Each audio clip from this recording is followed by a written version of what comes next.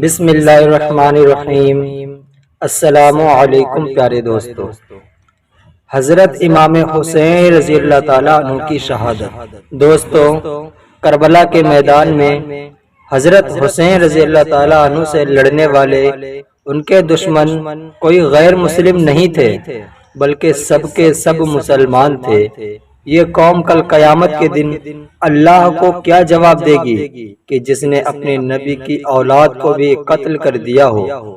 جب حضرت حسین رضی اللہ تعالیٰ عنہ کے سارے بھائی اور ساتھی شہید کر دیے گئے تو حضرت حسین نے اپنی تلوار اٹھائی اور دشمنوں سے لڑنے کا ارادہ کر کے آگے بڑھے۔ اتنی دیر میں حضرت حسین کو اپنے سب سے چھوٹے بیٹے کا خیال آیا تو خیمے میں آواز دے کر اپنے 2 سال کے بیٹے قاسم کو اپنے پاس بلایا اور اسے دیکھ کر رونے لگے۔ سوچ رہے ہوں گے کہ آج یہ میرا بچہ یتیم ہو جائے گا، اس کے سر سے باپ کا سایہ اٹھ جائے گا۔ حضرت امام حسین رضی اللہ تعالیٰ عنہ اپنے بیٹے کے سر پر ہاتھ رکھ کر اسے دیکھے جا رہے تھے اور آنکھوں سے آنسو جاری تھے کہ تبھی سامنے سے ایک دشمن نے تیر چلایا اور وہ سیدھے حضرت حسین کے 2 سال کے بیٹے قاسم کی گردن پر آ کر لگا۔ اس معصوم کی آہ بھی نہ نکلی اور وہ بچہ اپنے باپ کی گود میں ہی گر کر شہید ہو گیا۔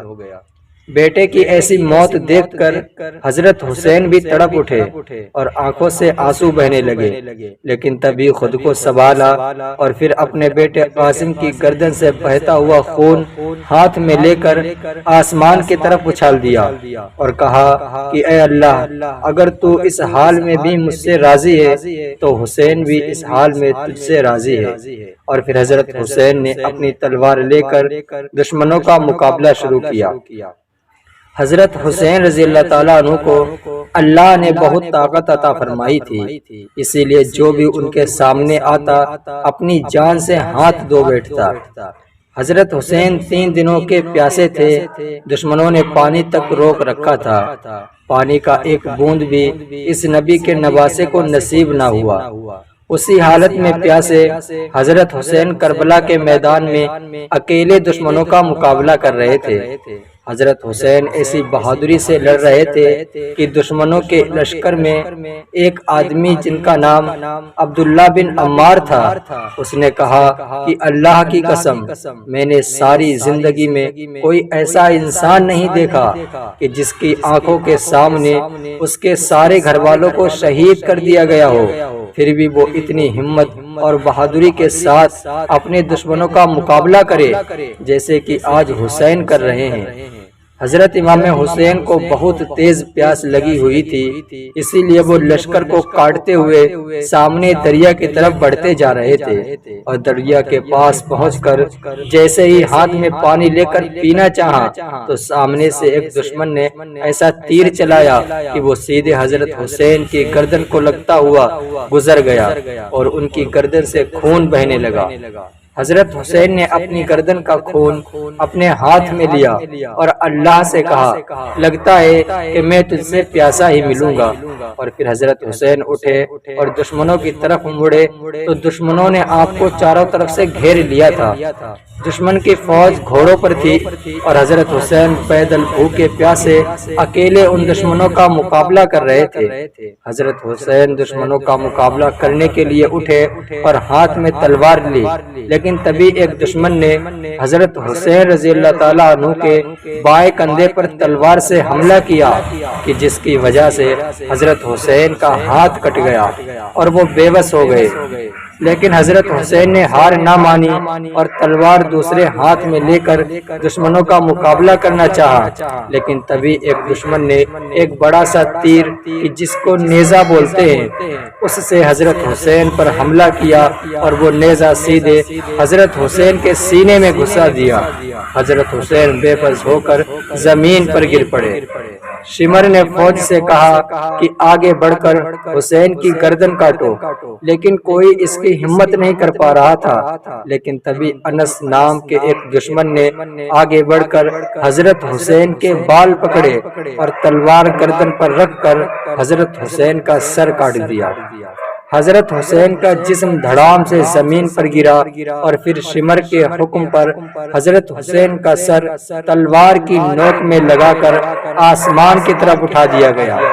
شمر نے حکم دیا کہ جتنے لوگ حسین کے ساتھ آئے تھے ان سبھی کی گردنیں کاٹو اور تلوار کی نوکوں پر چڑھا دو۔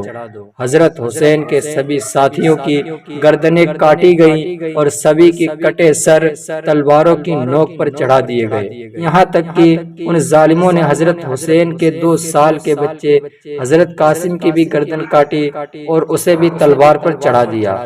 اس کے بعد شمر نے حکم دیا کہ حسین کے جسم پر گھوڑے دوڑا دیے جائیں۔ شمر کے حکم پر ایسا ہی کیا گیا اور پھر ہمارے حضور صلی اللہ علیہ وسلم کے نواسے حضرت حسین رضی اللہ تعالیٰ عنہ کے جسم پر گھوڑے دوڑا کر ان کی لاش کو خراب کر دیا گیا۔ حضرت حسین کے جسم پر 32 تلواروں کے زخم تھے اور 34 نیزوں کے زخم تھے۔ دوستو، اس بے دردی کے ساتھ کربلا کے میدان میں ہمارے حضور صلی اللہ علیہ وسلم کے نواسے حضرت حسین کو شہید کیا گیا۔ اس کے بعد شمر کے حکم پر فوج نے خیموں میں بیٹھی عورتوں پر حملہ کر دیا اور ان کا سارا سامان لوٹ لیا۔ ساری عورتوں کے ہاتھ میں زنجیریں باندھ کر انہیں باہر نکالا گیا، تو ان عورتوں میں حضرت حسین کی بہن حضرت زینب بھی تھیں۔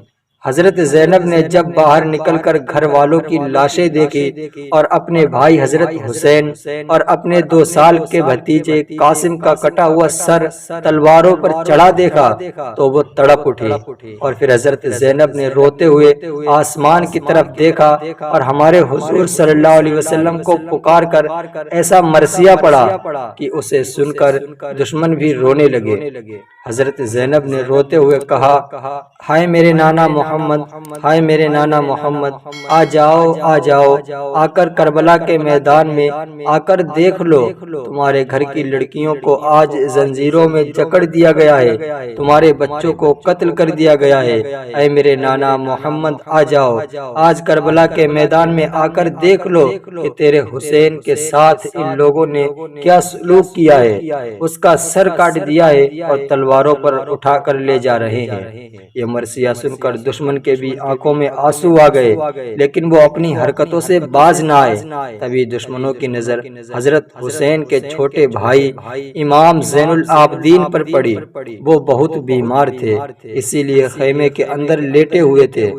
دشمنوں نے جب انہیں قتل کرنا چاہا تو حضرت زینب اپنے بھائی امام زین العابدین کو بچانے کے لیے ان پر لیٹ گئی اور ہاتھ جوڑ کر کہنے لگی کہ اے اللہ کے دشمنوں، ابھی تک تمہاری پیاس نہیں بجھی ہے، رسول کے گھر والوں کی کتنی لاشیں بچھاؤ گے، کتنوں کی گردنیں کاٹو گے، کچھ تو شرم کرو۔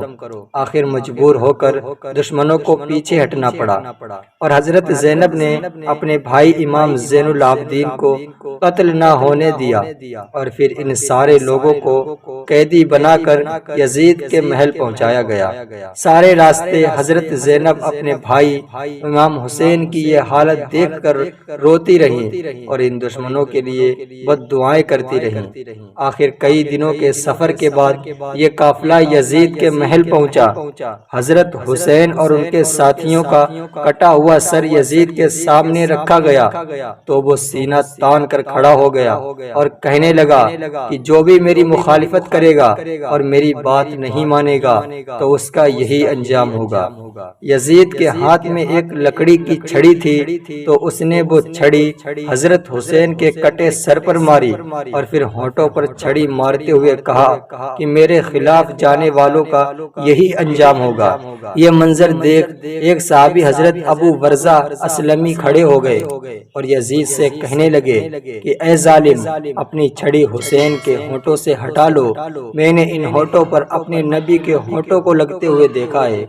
یزید نے کہا کہ اے ابو برزہ، شکر منا کہ تو بوڑھا ہو گیا ہے اور تیرے بال سفید ہو گئے ہیں، اسی لیے میں تیری عزت کرتا ہوں، ورنہ ابھی میں اپنی تلوار سے تیری گردن اڑا دیتا۔ جس دن حضرت امام حسین کو شہید کیا گیا تھا تو اسی دن حضرت عبداللہ بن عباس نے خواب دیکھا کہ حضور صلی اللہ علیہ وسلم کے ہاتھ میں ایک بوتل ہے کہ جس میں خون بھرا ہوا ہے۔ حضرت عبداللہ بن عباس نے پوچھا کہ اے اللہ کے رسول، آپ کے ہاتھ میں یہ خون کیسا ہے؟ تو فرمایا کہ یہ میرے حسین اور اس کے ساتھیوں کا خون ہے جو میں صبح سے جمع کر رہا ہوں، اور قیامت کے دن اللہ کے سامنے گواہ بن کر آؤں گا کہ ان ظالموں نے کیسے میرے حسین کو شہید کیا ہے۔ جس دن حضرت حسین کو شہید کیا گیا تو اس دن شام اور عراق ملک میں جس پتھر کو بھی اٹھایا جاتا اس کے نیچے سے خون نکلتا تھا، وہاں کی مٹی سے خون نکل رہا تھا، پتھروں سے خون نکل رہا تھا۔ یہ دیکھ سبھی لوگ حیران تھے۔ حضرت امام حسین کے چھوٹے بھائی امام زین العابدین ہر وقت رویا کرتے تھے، تو کسی نے پوچھا کہ حضرت آپ اتنا کیوں روتے ہو؟ تو انہوں نے جواب دیا کہ اے میرے بھائی، حضرت یعقوب کا بیٹا یوسف کھو گیا تھا، بعد میں مل بھی گیا، لیکن پھر بھی اس بیٹے کو یاد کر کے حضرت یعقوب اتنا روئے تھے کہ انہوں نے اپنی آنکھوں کو خراب کر لیا تھا۔ میں نے تو اپنی آنکھوں کے سامنے اپنے پورے گھر والوں کو ذبح ہوتے دیکھا ہے، تو میں کیسے چپ ہو جاؤں؟ دوستو، اس کے آگے کا واقعہ بہت ہی دردناک ہے کہ حضرت زینب کیسے اپنے بھائی حسین کا کٹا ہوا سر اپنے گھر مدینہ لے کر آتی ہیں، اور پھر مدینہ والوں نے جب حضرت حسین کی یہ حالت دیکھی تو پھر مدینہ میں کیسے کوہرام مچا اور عورتیں کیسے رو رہی تھیں۔ یہ ساری باتیں انشاءاللہ اگلی ویڈیو میں بیان کی جائیں گی۔ دوستو، اگر ویڈیو اچھا لگا ہو تو ویڈیو کو لائک کریں اور چینل کو سبسکرائب کریں تاکہ ہر ویڈیو کی نوٹیفیکیشن آپ تک پہنچ جائے، اور جاتے جاتے ایک پیارا سا کمنٹ کریں۔ انشاءاللہ ملتے ہیں اگلی ایک نئی ویڈیو میں، تب تک کے لیے السلام علیکم ورحمۃ اللہ وبرکاتہ۔